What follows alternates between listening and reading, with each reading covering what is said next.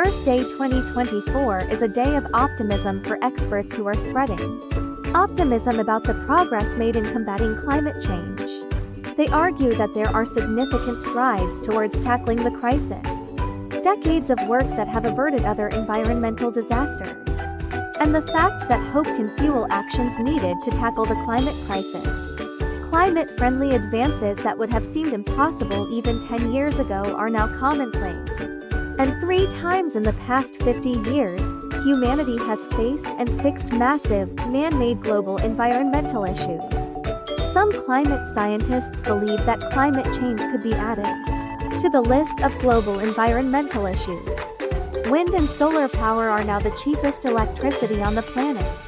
And the Biden administration has announced $7 billion in grants to provide solar power to over 900,000 homes in low-income and disadvantaged communities. Al Gore, a former senator and vice president, who warned Americans about global warming in 1981, feels a little positive. 3 huge climate wins in 50 years include the ban on DDT, the ozone layer, and acid rain. Global CO2 emissions reached their highest point in human history in 2023, reaching 420 parts per million. However, experts predict that these emissions will peak next year and likely by 2030, indicating that 2023 was likely the year with the highest greenhouse gas emissions ever. This milestone is part of the energy shift underway, with the transition to clean energy happening worldwide.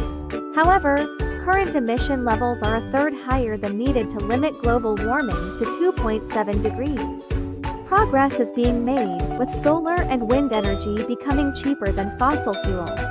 The unsubsidized cost of wind power has dropped 66% since 2009, while the cost of unsubsidized solar has fallen 84%. This shift in cost is a fundamental shift that will change the speed at which we move toward low-carbon technologies.